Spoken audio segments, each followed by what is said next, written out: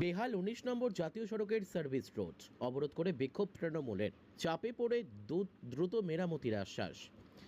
কাকসার রাজবাঁধের ১৯ নম্বর জাতীয় সড়কের service road বেহাল, প্রতিবাদে ১৯ নম্বর জাতীয় সড়ক অবরোধ করে বিক্ষোভে তৃণমূলের নেতৃত্বে এলাকাবাসীরা। উত্তেজনার রাজবাঁধে জাতীয় সড়ক কর্তৃপক্ষকে ঘিরে ধরে বিক্ষোভ। এই অবরোধের জেরে আটকে যায় ছোট বড় বহু গাড়ি।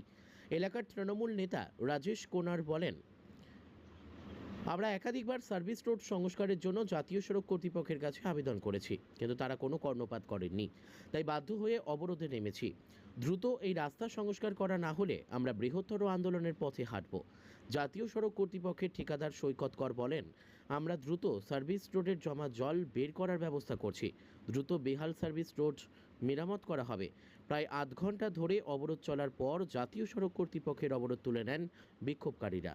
বাড়ানো হয়েছিল, যেখানে জলটা ডিসচার্জ করার কথা ছিল কালভার্টটা